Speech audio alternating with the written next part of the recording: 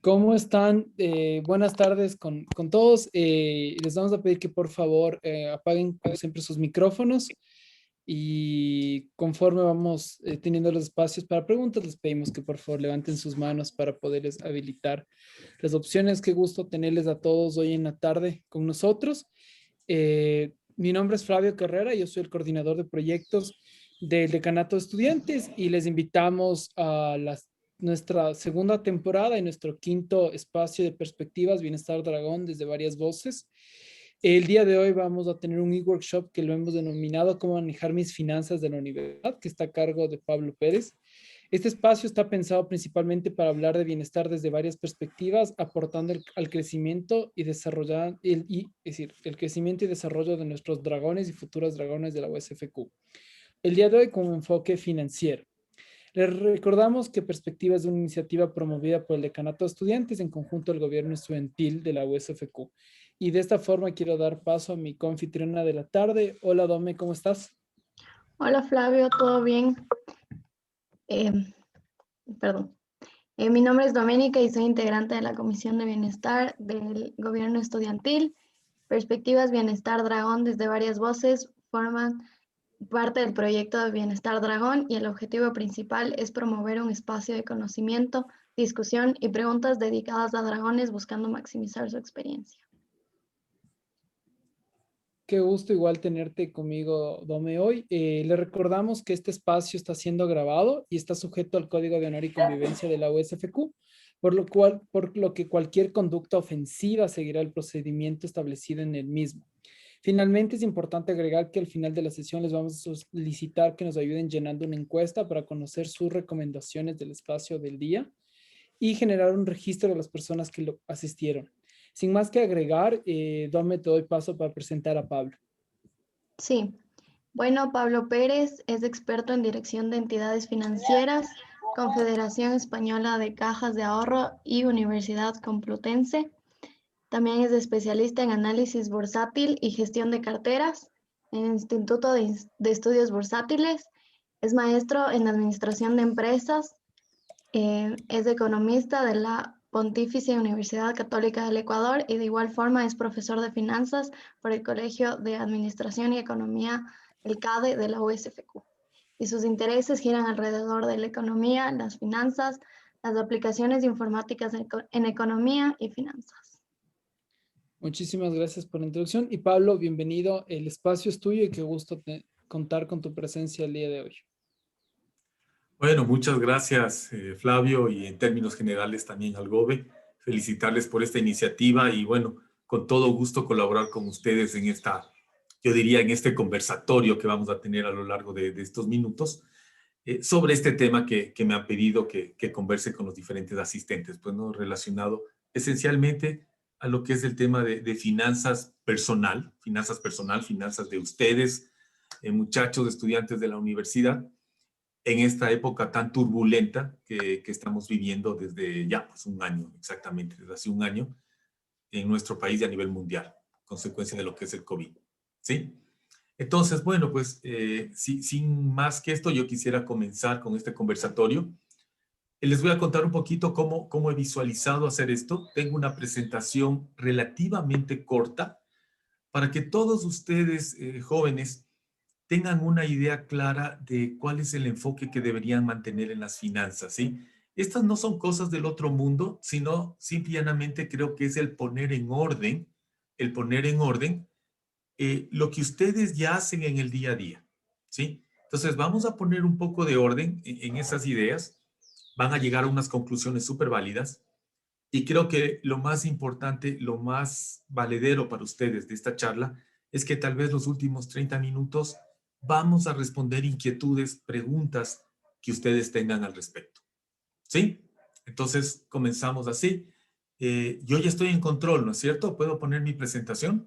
Sí, ya Sí. puedes Ya. compartir. Y las admisiones de los jóvenes que se están incorporando, ¿las hacen ustedes o las hago yo? Sí, no, Sí, tranquilo, la Dome y yo nosotros. lo Ustedes la van hacemos. haciendo. Ya, ok. Entonces ya voy a hacer un share ahorita. ¿Sí? Y me van a disculpar todos ustedes, pero como saben, en este tema del Zoom, solo puedo ver a 4 o 5 personas al mismo tiempo, ¿sí? Y como la gran mayoría está sin cámara, y lo entiendo plenamente, voy a dejarme aquí viéndole a Flavio y a Doménica mientras yo expongo esto, ¿sí? El tema es el que me pidieron que tratemos, justamente es perspectivas de bienestar con enfoque al COVID-19, es el gran programa que han desarrollado. Y ese conversatorio vamos a realizarlo respecto a cómo manejar mis finanzas en la universidad, ¿sí? Para todos ustedes, creo que por ahí vi unos 2 o 3 exalumnos míos. De todas formas, mi nombre es Pablo Pérez, como les comentó Doménica, y soy profesor de la carrera de finanzas en el Business School, en el CADE, ¿sí? En la universidad. Bien, comencemos entonces. A ver, primerito, quiero que quede algo bastante claro, ¿sí? Como ustedes se podrán dar cuenta y como ustedes comprenderán, son una comunidad súper grande de estudiantes, ¿sí? Entre estudiantes y administrativos, profesores y demás cosas, en la universidad somos más de 10,000 personas. Entonces, cualquier enfoque que quisiéramos darle para que sea de utilidad para ustedes, muchachos, va a ser esencialmente hacia los estudiantes, ¿sí? O sea, no es tema de finanzas familiares ni de finanzas corporativas. Esto es tal vez tratando de analizar y conversar sobre cómo manejar sus recursos financieros a nivel personal, a nivel personal. Entonces, eso tengamos primero bien claro. Lo segundo, ¿sí? Lo segundo es que siendo tantos en la universidad, ustedes comprenderán plenamente que hay un sinnúmero de realidades económicas diferentes, ¿sí? Tenemos estudiantes que vienen de provincia, que están en Quito, que se han quedado en Quito, otros que han regresado a sus provincias, otros que se han quedado en sus casas, otros que tienen cierto nivel de ingresos económicos, otros que no los tienen tanto. Entonces hay una diversidad muy grande de realidades para cada uno de ustedes. Cualquier pregunta respecto a sus finanzas personales son bienvenidas y trataré de conversar sobre esos temas y darles una luz sobre lo que deberían hacer. Hay estudiantes que trabajan, hay otros estudiantes que no trabajan, etcétera, etcétera. ¿Sí? Entonces, este enfoque, como les acabo de comentar, es orientado a ustedes, a estudiantes como agente económico, ¿sí? Como un agente económico personal, como ustedes. Ok, entonces veamos de este tema de lo que es el manejo financiero a nivel personal. Miren, todo gira en torno a algo que se llama un presupuesto, ¿sí? Algo que se llama un presupuesto. ¿Qué es el presupuesto? Es súper simple de comprender. Tú tienes que comparar los ingresos que tienes frente a los egresos que vas a tener. Mucho ojo, no he dicho gastos, ¿sí? Porque puede ser que tengas gastos, pero que no implique una salida de dinero. Entonces tenemos que enfocarnos esencialmente a el dinero líquido, o sea, a lo que realmente vas a recibir y lo que efectivamente vas a gastar. No te sirve de nada que tú hayas hecho un trabajo, que hayas ganado ese dinero, si no te lo pagan. Igual no vas a tener disponible los recursos financieros. Entonces, aquí vamos a hablar de ingresos y egresos, no de ganancias y gastos, sino lo que efectivamente te va a ingresar y lo que efectivamente va a salir. Y ya vamos a ver, esta comparación de los dos nos va a llevar a un resultado que deberíamos tomar en consideración para nuestra actividad futura. ¿Qué significa un presupuesto? Miren, el nombre lo dice todo. Ustedes pueden desarmar la palabra y te dice pre, o sea, quiere decir que lo hiciste antes. Y supuesto, es decir, se basa en supuestos que no necesariamente se van a cumplir. Es más, en un altísimo porcentaje no se cumple. Así que el presupuesto que tú tenías previsto que va a suceder a futuro, rara vez se cumple al 100%. Tú tienes que estar en capacidad de reaccionar cuando sucede algo que no estaba presupuestado, que no estaba previsto que suceda. Eso es importante que tengan en mente. Este presupuesto se compone, como les dije, de dos elementos básicos: ingresos y egresos. Analicemos un poquito cada uno de ellos. Tú comparas los dos, ¿sí? Si tus ingresos son mayores que tus egresos, tienes algo que se llama superávit. Es decir, en palabras coloquiales y así, hablando menos técnicamente, te sobró dinero. ¿Sí? Te sobró dinero. El segundo, caso que no sucede casi nunca, yo diría que prácticamente nunca. Tus ingresos son exactamente igual a tus egresos. Sales tablas. ¿Sí? Ni te sobró ni te faltó. Y lo último, que creo que es la realidad de todos nosotros, ¿sí? Tus ingresos son menores que los egresos. En este caso, lo que tienes se llama déficit. Te falta plata. ¿Sí? Entonces, normalmente, y así es, deberíamos pensar que siempre deberíamos apuntar a tener un superávit. ¿Sí? Siempre a tener un superávit. Pero en la práctica, esto es realmente, es bastante improbable que suceda. Para la gran mayoría de la población es imposible tener un superávit. De hecho, normalmente lo que tienen es un déficit. Es un déficit. Aquí podemos aplicar algo que no sé si ustedes conozcan, la famosa ley de Pareto, ¿sí? Dice el 80-20, que no tiene que ver nada con la canción famosa del 40-20, ¿no? El 80-20 te quiere decir que en pocas palabras, que el 80% de las consecuencias se puede explicar con el 20% de las causas, ¿sí? Y en este caso, aplicando a lo que es finanzas, te estaría diciendo que el 80% de la población tiene déficit y el 20% tiene superávit. Y ojo que estamos jugando con dos variables, ¿sí? ¿Cuándo podrías tener superávit? O cuando tienes muchos ingresos, o cuando de alguna forma has logrado controlar los egresos, ¿sí? Tener muchos ingresos tal vez es la situación de este 20, ¿sí? Muchachos que tienen cierto nivel de ingresos económicos, ya sean familiares, por sus trabajos, por lo que sea, que pueden permitirse tener un superávit o que tienen un superávit. Pero la realidad te dice que el 80% más bien recae aquí, donde nuestros ingresos son menores a los egresos. Ojo, una de las principales conclusiones a las que vamos a llegar es que deberías tener actividad o deberías procurar apuntar a esto, a tener superávit. Ahora, por más que tú quisieras tener siempre superávit, siempre va a haber situaciones, siempre en las cuales necesariamente a veces va a llegar a tener un déficit. Típico caso, cuando tú quieres comprar lo que en economía se llama activos económicos, ¿sí? Algunos que sobrepasan tu capacidad de ahorro que tuviste en los años pasados. O sea, tú tuviste superávit los años pasados, fuiste acumulando, te quieres comprar algo, igual te falta. Entonces, ese momento, el que te quieres comprar el algo y te falta dinero, necesariamente vas a incurrir en un déficit, ¿sí? Un ejemplo súper práctico, te quieres comprar un carro. Ahorras durante 2 años, has hecho superávit durante 2 años, tienes ahorritos, los guardas, y el rato que quieres comprarte el carro dices, bueno, ya tengo estos $10,000, me faltan todavía 3,000. Ese rato, cuando te compras el carro, acabas de generar un déficit, porque tienes un egreso de 13,000 y tenías un superávit acumulado de 10,000. Todo eso se puede financiar. Puedes conseguir recursos para cubrir esos déficits, ¿sí? Y la forma usual de cubrir esos déficits es vía deuda, ¿sí? O sea, te endeudas, pides lo que en finanzas se llama un pasivo.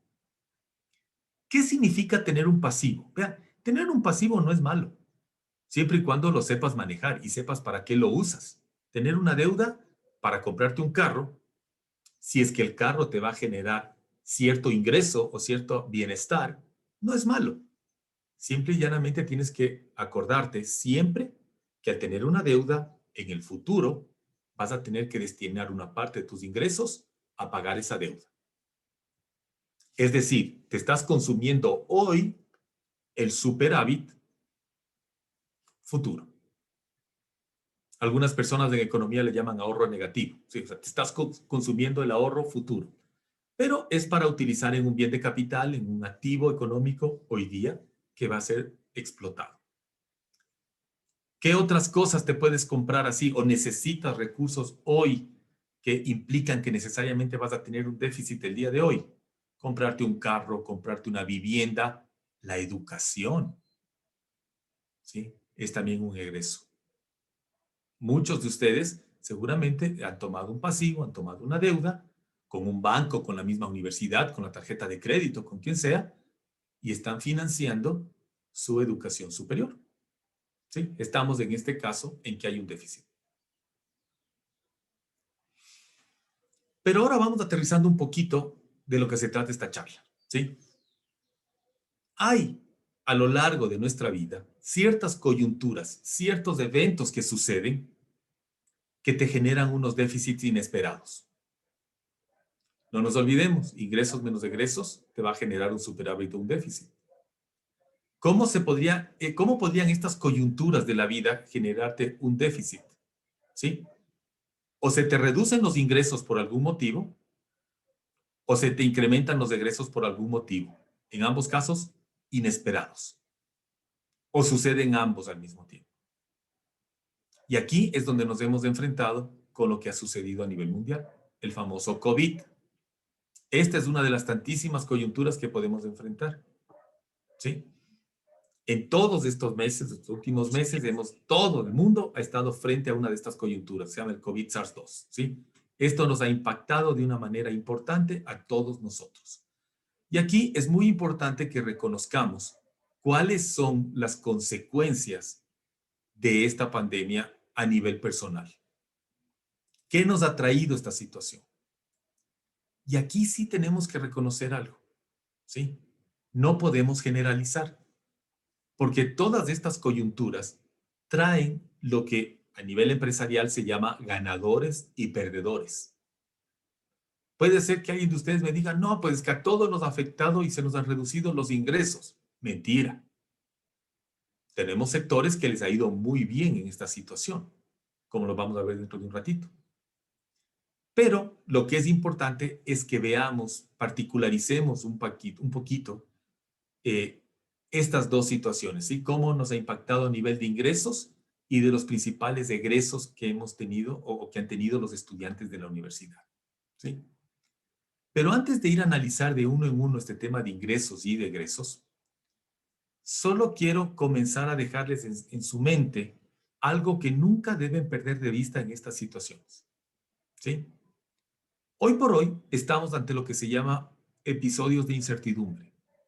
En realidad todavía no sabemos qué va a pasar. Pero ya tenemos un poco de luz al final del túnel, ¿sí? Y estamos viendo que ya hay vacunas, que poco a poco vamos a comenzar a tener actividad económica, pero 100% no estamos seguros. Y peor hace 6 meses. Cuando tú estás ante episodios de incertidumbre, lo mejor que puedes hacer es algo que se llama prudencia, ser prudente. Y en el ámbito financiero y económico, la prudencia aterriza en algo que se llama liquidez. Tú debes priorizar la liquidez. ¿Qué significa priorizar la liquidez? Mantener efectivo. Mantener tus recursos en efectivo. ¿Ok? Esto es un tema súper importante a tener en cuenta en el comportamiento que van a tener ustedes a futuro. ¿Sí? Hay que priorizar la liquidez. Hay que procurar tener efectivo. Ok. Ahora regresemos a este tema del análisis de ingresos y de gastos, ganadores y perdedores, para evaluar un poquito qué es lo que en realidad podría estar sucediendo, a diferencia de lo que todos hemos generalizado. Veamos por el lado de los ingresos, que tal vez es la parte que más fácil de analizar. Después nos vamos a ir a los egresos y después vamos a ir al tema de preguntas, ¿sí? A ver, ¿qué sucede en ingresos? El concepto general es que a todo el mundo se le han reducido los ingresos, ¿sí? Por diferentes causas, ¿sí? O sea, si la gente tenía ingresos fijos, les han despedido. Si tenían ingresos variables, es decir, en función de las ventas, la actividad económica se ha reducido y los ingresos también se han reducido. Entonces todos pensamos, no, pues todo el mundo está peor. Y resulta que no es tan así. Hay ciertas actividades, es decir, esas industrias ganadoras, ¿sí? Que han visto que se han incrementado sus ingresos. ¿sí? Por ejemplo, ahí tienen unos ejemplos súper simples. Todas las actividades de delivery les ha ido bien, ¿sí? Los Uber, ¿cómo se llaman estos? Los famosos Titi que están en los supermercados. Todos estos que se dedican a hacer servicio a la gente que no quiere salir de sus viviendas, les ha ido mejor. Todas las actividades relacionadas a informática, ¿sí? Como todos estamos en las casas, no todos, perdón, gran mayoría estamos en casas haciendo teletrabajo, oigan, todo lo que se relaciona conexiones de internet, venta de computadoras, etcétera, etcétera, se ha disparado. Vean, un ejemplo súper simple para que tengan una idea. Bueno, yo aquí en mi casa, con mis hijos, tenemos que conectarnos. Y quise comprar tal vez hace un mes, quise comprar los soportes para las computadoras portátiles, estos que te dan ventilación. No había en toda la ciudad. Se habían vendido absolutamente todos. Cuando comenzaron las clases, era imposible encontrar las camaritas que se adecuaban a las computadoras. Entonces, sí hay sectores en que de una u otra forma se han visto en el lado de los ganadores. Comercialización de productos do it yourself. ¿Sí? No sé si se me nota, pero yo no he ido al peluquero un año. ¿Por qué? Ya llegó un punto en que tenía el cabello tan grande que le dije a mi esposa, le dije, oye, ¿qué hacemos? Ah, ven, yo te corto. Y para que ella me pueda cortar el cabello, tuve que comprar las maquinitas para poder cortarme el cabello. Pero no es solo tema de cabello, hay muchas cosas dentro de la casa que poco a poco se han ido adquiriendo muchos artículos para hacerlo uno mismo en la casa. Quienes venden esos productos les ha ido muy bien. ¿Sí? Todos los que venden estos temas sanitarios. Entonces, es cierto que en gran medida ha habido una disminución de ingresos, pero ha habido sectores que son ganadores. Tenemos que ubicarnos del lado de los ganadores. Si alguien de ustedes tenía ingresos por alguna actividad que se ha caído, tiene que reubicarse en la otra actividad económica. Tienes que reflexionar seriamente si efectivamente has tenido una reducción de los ingresos. Eso por el lado de los ingresos. Pero ahora tal vez vamos al que es más, por el que tal vez muchos de ustedes asistieron a esta charla, y estoy seguro que van a ir las preguntas por allá. Vamos por el tema de los gastos, ¿sí? Miren, estos son los 5 gastos esenciales que debe tener un ser humano para sobrevivir, ¿sí? Con estos 5, tú no deberías necesitar más. Alimentarte, vestirte, tener un lugar para la vivienda. Ups, disculpen, aquí me he equivocado, he puesto de nuevo alimentación y no es alimentación, aquí es salud. Perdón, mis disculpas. Salud y educación. Entonces yo quisiera conversar un poquito con ustedes y a nivel personal, algunas cosas que tal vez ustedes no han reflexionado sobre cada una de estas categorías y veamos si es que realmente se han incrementado los gastos o nosotros no hemos actuado de una manera acorde a lo que debería ser la priorización de la liquidez.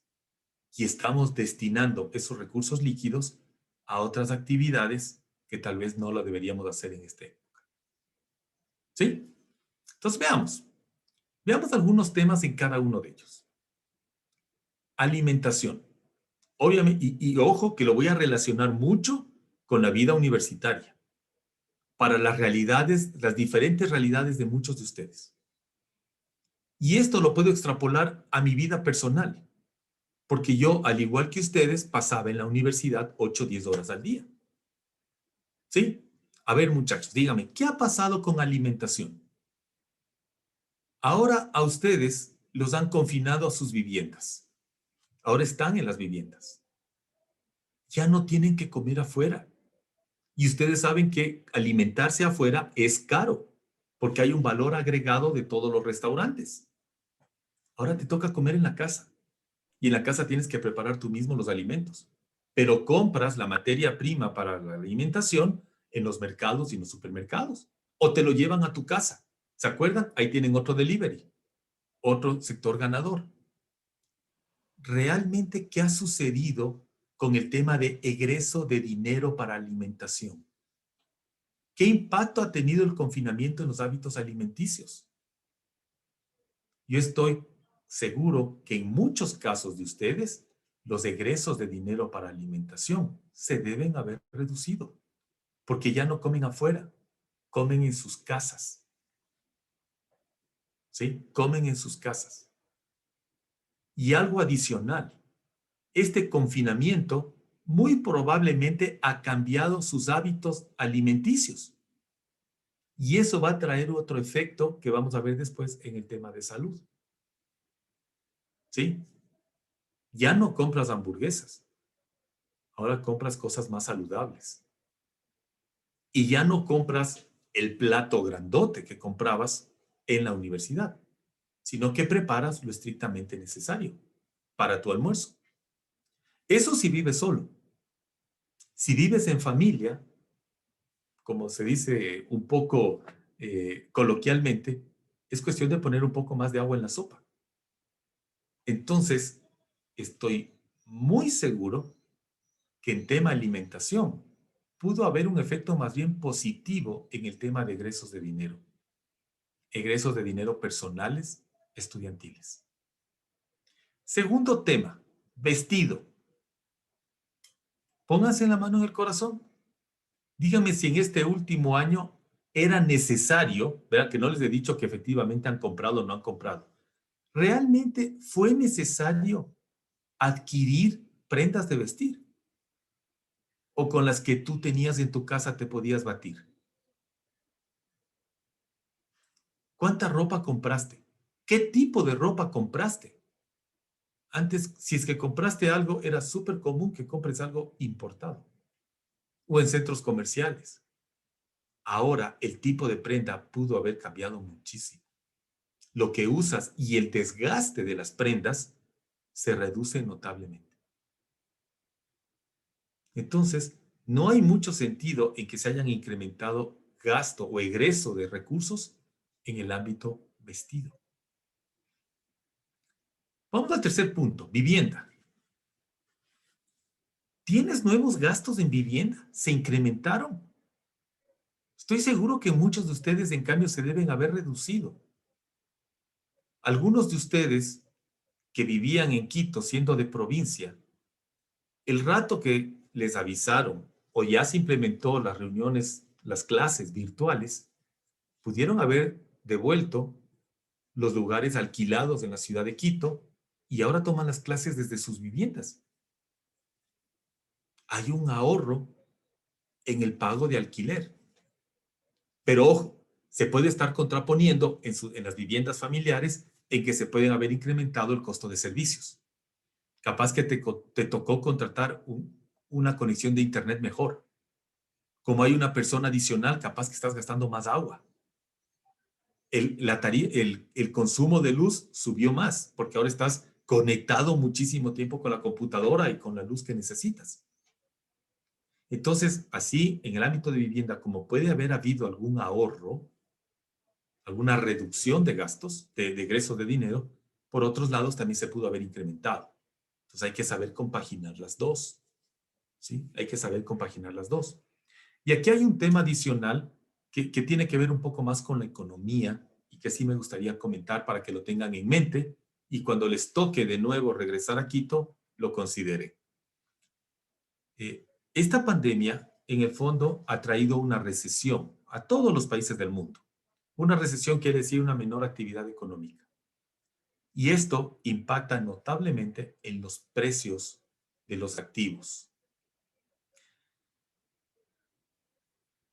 Tal vez la mejor forma de que lo entiendan ustedes. Yo he visto casas que se han querido vender, que les han reducido el precio a la mitad e igual no se pueden vender porque estamos en recesión. El mismo caso sucede con los alquileres. Estoy más que seguro que si es que tienen que alquilar de nuevo algún lugar para vivir, si es que les toca regresar a su forma presencial, van a poder encontrar precios más bajos de los de antes de la pandemia. Eso ya es tema de negociación, tema de buscar. Y les deseo suerte. estoy seguro que van a conseguir lugar donde vivir un poco más conveniente. Cuarto tema, salud. Aquí hay cosas buenas y hay cosas malas, ¿sí? A ver, no podemos negar que existe la alta probabilidad, no quiero decir alta, no quiero ser ave de mal agüero, pero existe la probabilidad de que tengamos que tener mayores gastos de salud. Dios no quiera, en el caso de que tengamos un contagio por este malhadado virus, ¿sí? ¿Qué tenemos que tener para ese momento? Debemos haber tenido ahorros, debemos haber tenido liquidez para enfrentar los gastos que se podrían venir por esta enfermedad. Y ahí es donde viene el tema precaucional. Hay que ser prudentes, hay que ahorrar para esta potencial situación. Cierto que tenemos atención del Estado y de la Seguridad Social, pero acuérdense que eso está colapsado y existe una probabilidad de que te toque ir a un hospital privado y ahí vas a necesitar un egreso de dinero.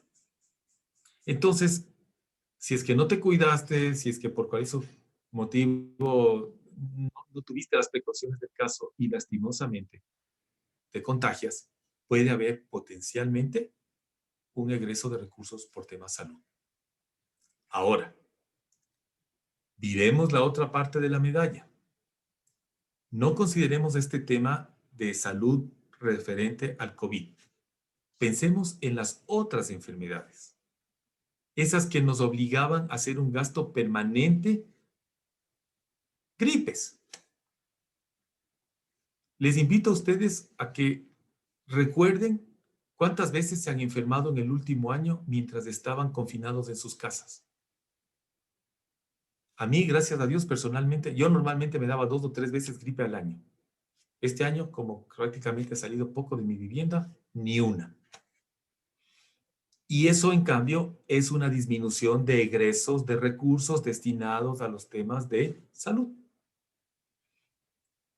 Entonces, hay que evaluar, hay que sopesar ingresos, egresos, qué es lo que ya no está sucediendo, qué es lo que potencialmente puede suceder en el ámbito de salud. Este tal vez debería ser uno de los rubros en los que más deberían tener precaución.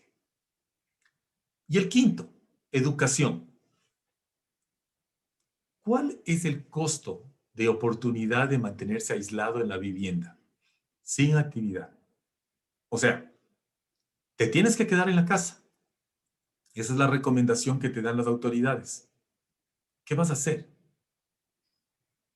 ¿No es demasiado costo de oportunidad el no hacer nada?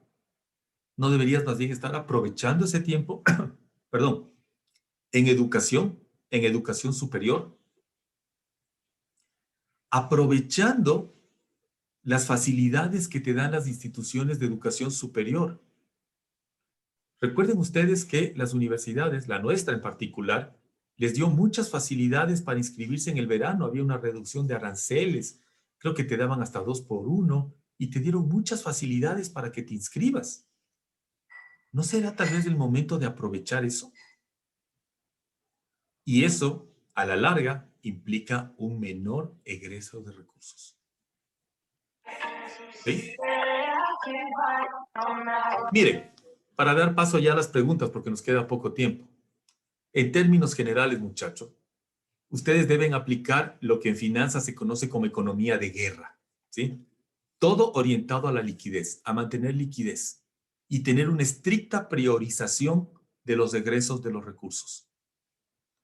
Que me voy a subir de categoría en el Netflix o en el DirecTV. No es necesario. No es necesario. ¿Sí? Entonces, bueno, no te digo tampoco que te des de baja del DirecTV o del Netflix, pero no incrementes gastos. Trata de reducir lo más que puedas. Olvídate de nuevas inversiones. No es el momento de comprarte carro nuevo. ¿Sí? A menos de que tengas superávits de años pasados ahorraditos. Solo si es que tienes muchos ahorros, o sea, no comprometer los ahorros futuros, no endeudarse. Solo si tienes muchos ahorros, pero muchos, de tal forma que aunque uses una parte todavía te quede más, ¿sí? Puedes estar encontrando buenas oportunidades de negocio. lastimosamente porque algunos agentes económicos, por la recesión, van a tener que deshacerse de activos. ¿Sí? Entonces, si te queda mucha plata, tarde o temprano vas a encontrar algún ecuatoriano que por una necesidad inmediata va a estar vendiendo su vehículo o alguno de sus activos a precios muy convenientes porque necesitan la liquidez que tú te preocupaste de mantener. Ahorren y mantengan fondos disponibles para cualquier eventualidad, guardaditos, a la mano, disponibles siempre. Cuando ya se normalicen las actividades económicas, yo calculo que esto va a estar sucediendo a mediados del próximo año, ahí vas a poder encontrar un buen destino para todos los recursos que has ahorrado. Esto es lo que les puedo decir como preámbulo, ¿sí? Como anticipo a las 20,000 preguntas que creo que se van a venir ahorita. ¿Sí? Entonces, muchas gracias por su tiempo. Estoy disponible para cualquier pregunta que ustedes tengan ahorita. Muchísimas gracias, Pablo, por esta ilustrativa presentación, por explicarnos varios de los componentes. Ahora habilitamos los micrófonos para las personas que deseen participar. Pueden levantar sus manos y les vamos dando paso. Y en ese sentido, para empezar, la primera pregunta, Pablo, es, ¿tú cómo ves la situación laboral en Ecuador en temas financieros? Porque muchos de los estudiantes que están o que están conectados el día de hoy están próximos a graduarse. Entonces, ¿qué recomendaciones tú en un escenario de graduación, de inicio de vida laboral en temas financieros, qué les puedes recomendar para que tomen en consideración? A ver, voy a tratar de ser muy claro y voy a tratar de utilizar las palabras adecuadas, ¿sí? Adecuadas al promedio de edad. Muchachos, si encuentran un trabajo, tómenlo. Tómenlo, no lo piensen. No estén pensando en que este no me gusta, que capaz que encuentro algo mejor. Eso no va a ser posible, ¿sí? La recesión en nuestro país en el presente año se va a acercar al 10%. Eso quiere decir que va a haber una contracción económica, perdón, ya hubo una contracción económica sumamente importante. El año actual, el 2021, se espera que el rebote, es decir, lo que crezca la economía, sea muy pequeño, no más allá del 3%.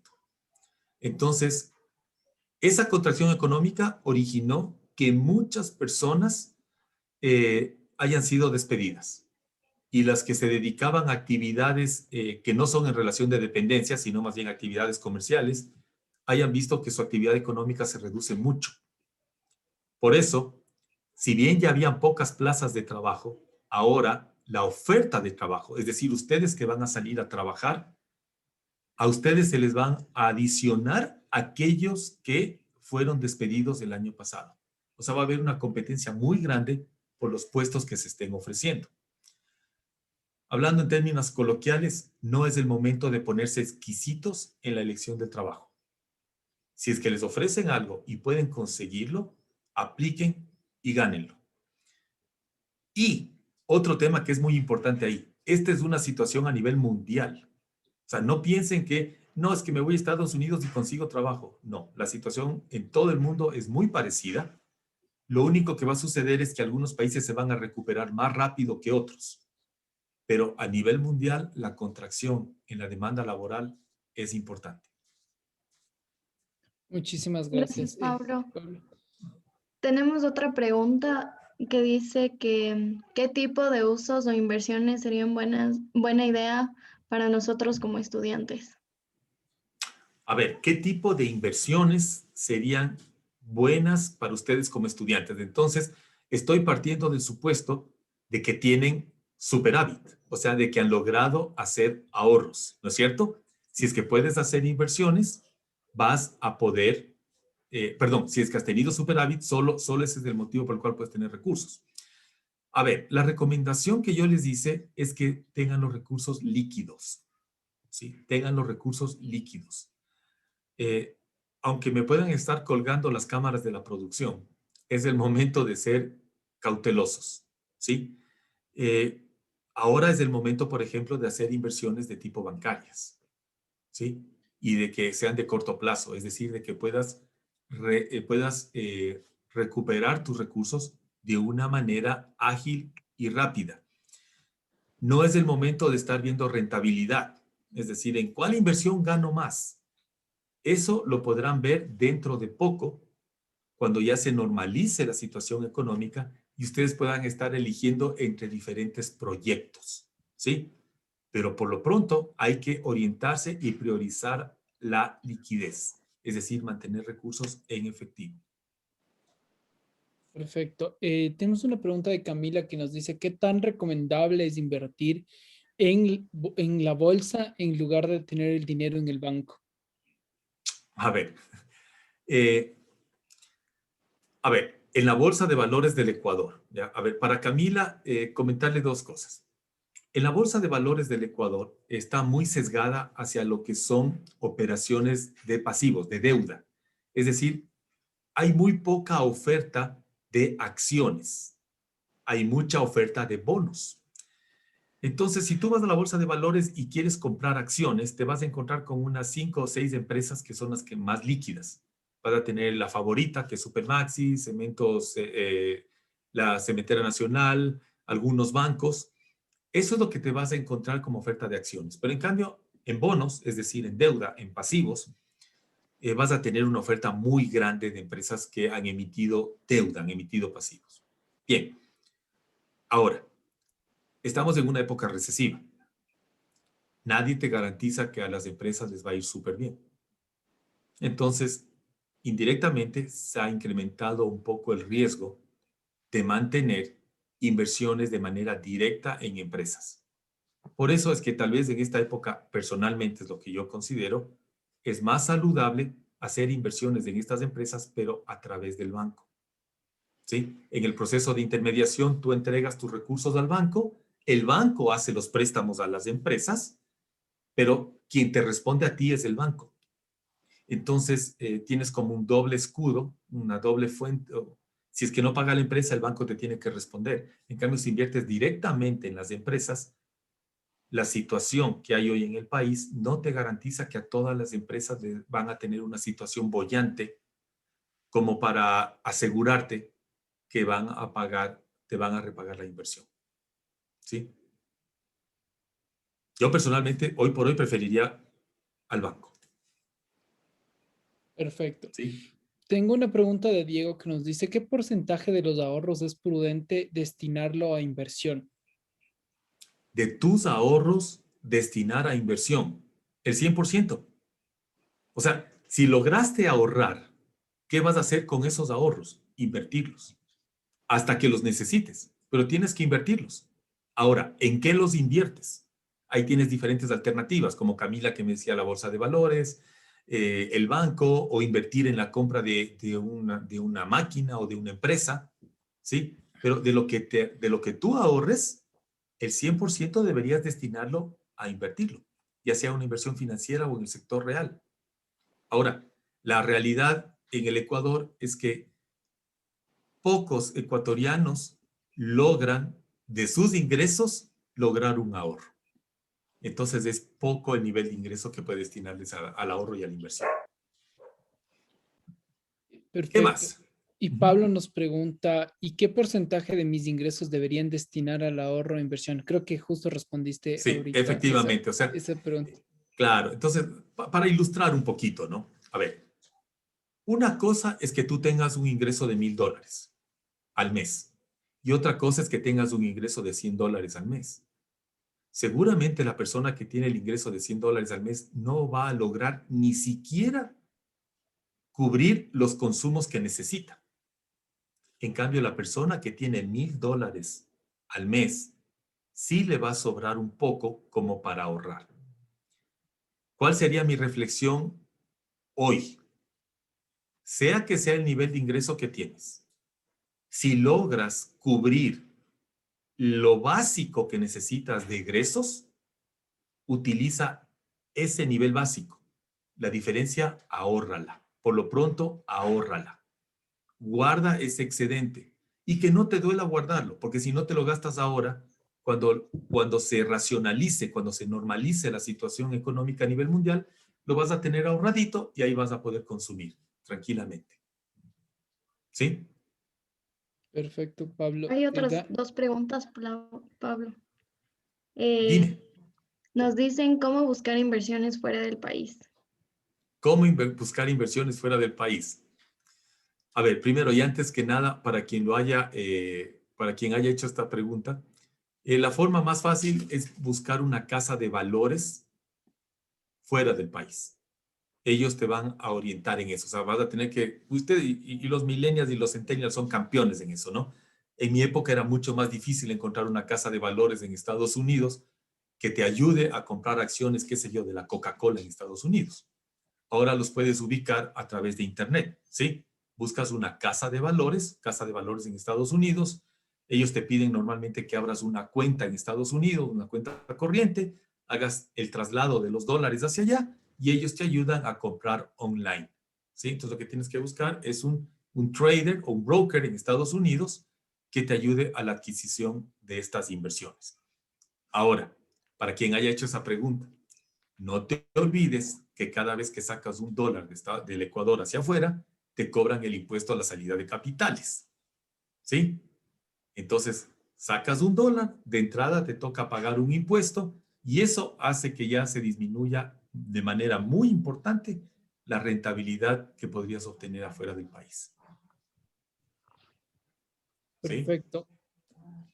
Tomás nos pregunta, ¿qué estrategia recomiendas para pagar una deuda? Estrategia para pagar una deuda. Lo primerito que haría yo es, primero, decidir de manera adecuada la deuda que necesito. Es decir, si te endeudas para comprar un carro, ¿sí? Primero tienes que ver cuánto has ahorrado. Si te faltan $5,000 para comprarte el carro, tu deuda debe ser de $5,000, no de 7, no de 8 para comprar algo más, sino de $5,000. Y lo que tú tienes que hacer en ese momento es ver qué parte de tus ingresos puedes destinar al pago de esa deuda. Entonces, si tú haciendo tu presupuesto llegas a la conclusión de que te van a sobrar $300 mensuales, tú ya tienes la cuota que puedes pagar por esa deuda. Y con la utilización de herramientas de matemáticas financieras, si tú conoces la cantidad, la cuota, o sea, lo que puedes pagar, conoces la cantidad de dinero que necesitas ahorita para lo que te quieras adquirir y conoces la tasa de interés que el banco te va a cobrar, con esos tres elementos tú puedes definir el plazo al cual tienes que pedir el préstamo. Entonces tú puedes armar la deuda adecuada a tus necesidades. Lo que no tienes que hacer es lo que muchos empresarios y muchas personas hacen en nuestro país. Llegan y te dicen, oiga, necesito $5,000. Dice, bueno, ok, señor Pérez, nuestra tasa es del 15%. ¿A qué plazo quiere? Al más grande que me pueda dar. Eso no es recomendable. Tú tienes que, de una, adecuar tu necesidad de financiamiento a la capacidad de pago que tienes. Y en eso te puede ayudar cualquier amigo financiero. Dice, bueno, ¿cuánto tienes para pagar? Bueno, me están sobrando $300 cada mes. Bueno, no dediquemos los 300, dediquemos solo 200 para que el 200 sobre para otras cosas. Si tú pagas $200 cada mes, puedes pedir un plazo de 2 años y 6 meses. Adecúa el pasivo a lo que tú tienes disponible y a la realidad de tu situación personal. ¿Ok? Perfecto, Pablo. Tenemos una pregunta de Camila que nos dice, ¿qué herramientas nos recomiendas para evaluar y analizar los gastos e ingresos al final del mes? ¿Excel es suficiente? Sí, a nivel personal, Excel es más que suficiente. Pero lo que es importante, Camila, es que verás, tú tienes que hacer al inicio del mes el presupuesto del mes, o sea, lo que tú ves que vas a gastar en el próximo mes. Y es muy importante que al finalizar el mes compares lo que realmente has gastado frente a lo que presupuestaste, ¿sí? Para que te duela y te des cuenta en qué se te fue la mano y en qué es lo que tienes que ser más conservadora en el manejo de tus finanzas. ¿Sí? Si tú preveíste salir 2 veces a comer con tus amigas en el mes y se acaba febrero y te das cuenta que saliste 5 veces, eso es una alarma, es una bandera roja que te está diciendo, Camila, se te está yendo la mano en esto. Párale un poquito, ¿sí? Y eso lo puedes hacer fácilmente en Excel. Excel es una herramienta súper poderosa para los que manejan sus finanzas. Perfecto. Tenemos estas dos últimas preguntas y con esto cerramos, mi querido Pablo. Dime. ¿Cuáles son los principales parámetros que debemos comparar en los programas de inversión a corto plazo de los bancos? A ver, en finanzas, miren, solo hay 2 parámetros y no se hagan más líos. Riesgo y rentabilidad. Riesgo y rentabilidad. ¿Cómo conoces tú el riesgo de los bancos? Cuando tú entras a cualquier banco o a cualquier sucursal bancaria, ustedes van a encontrar en algún lugar de ese lugar físico, disculpen la redundancia, van a encontrar un tablerito que dice, este banco tiene calificación tanto, ¿sí? Los mejores bancos tienen clasificación triple A. De ahí viene doble A, A, B, C, D para abajo. Igualito que las calificaciones de la universidad. Igualito. ¿Sí? ¿Cuáles son los mejores bancos? Los que tienen triple A. Ahora, frente a ese riesgo, tú también tienes la rentabilidad.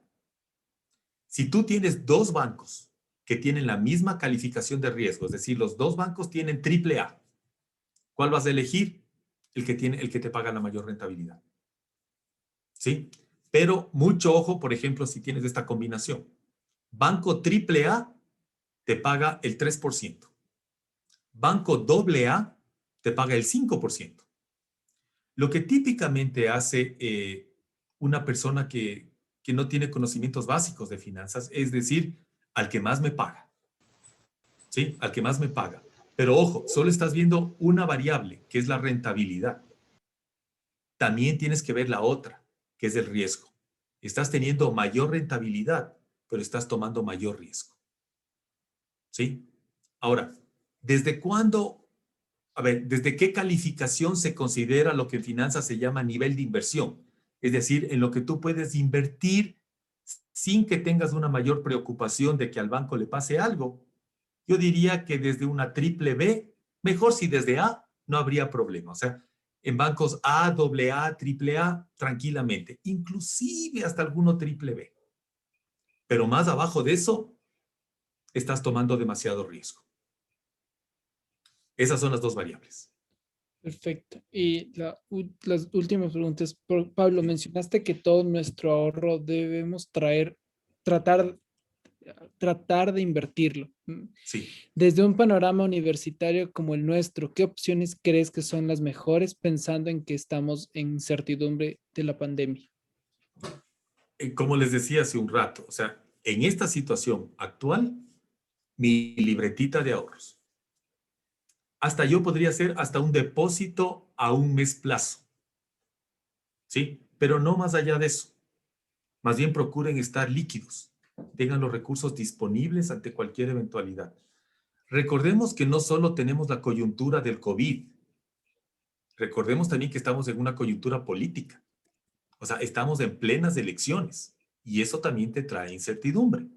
Entonces es mejor estar líquidos y cuando ya las cosas, cuando las nubes se vayan y se aclare la situación, ahí puedes tomar decisiones a más largo plazo. Eso Perfecto. es. Perfecto. Solo esta es la última que nos pidió Emilia y con esto ya cerramos para dar paso. ¿Cuál es el porcentaje de dinero que se debe destinar para la caja chica en el Ahí. contexto de un plan financiero de una pequeña organización? Esa ya no es pregunta estudiantil personal. Esa es una pregunta ya más tipo corporativo, ¿sí? Pero no hay ningún problema, ¿sí? Mira, la magnitud de la caja chica depende de la empresa en la que ésta se constituya. No es lo mismo la caja chica de Coca-Cola que la caja chica de una empresa familiar que la caja chica de una empresa unipersonal. Todo depende del tamaño de la empresa y de los gastos que haces en el día a día. ¿Qué haría yo? Yo vería ¿cuánto es el gasto que se hace semanalmente en las actividades que no requieren sacar cheques, sino que necesitas de caja chica? Vería la historia de las últimas 20 semanas, 25 semanas, haría un promedio y esa sería la magnitud de caja chica que yo quisiera tener cada semana. O sea, cada semana se hace un refill, se hace un ajuste hasta llegar al saldo. O sea, por decirte algo, si es que las últimas 20 semanas me he dado cuenta que que en promedio la semana se gastó $25 cada semana, yo quiero tener una caja chica de $25.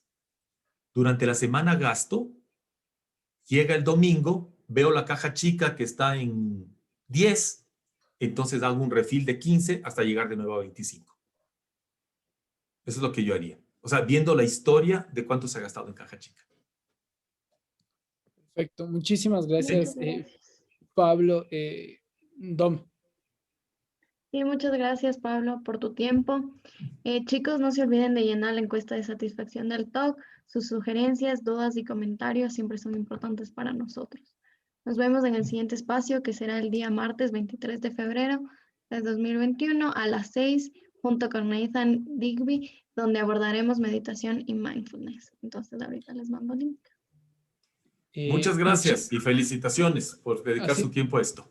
Muchísimas gracias, Pablo, por estar con nosotros. Es un gusto siempre tenerles y a todas las personas que estuvieron conectadas. No se olviden que el gobierno estudiantil como el decanato estudiante están abiertos para acompañarles. No olviden seguirnos en las redes sociales. El GOVE es @GOVEUSFQ y el de la universidad, que es el que maneja el decanato, es @USFQ. Y otra vez, gracias, Pablo, y seguro vamos a repetir este espacio en los próximos meses. Te vamos a extender una invitación para poder profundizar muchas de las preguntas que hemos tenido el día de hoy.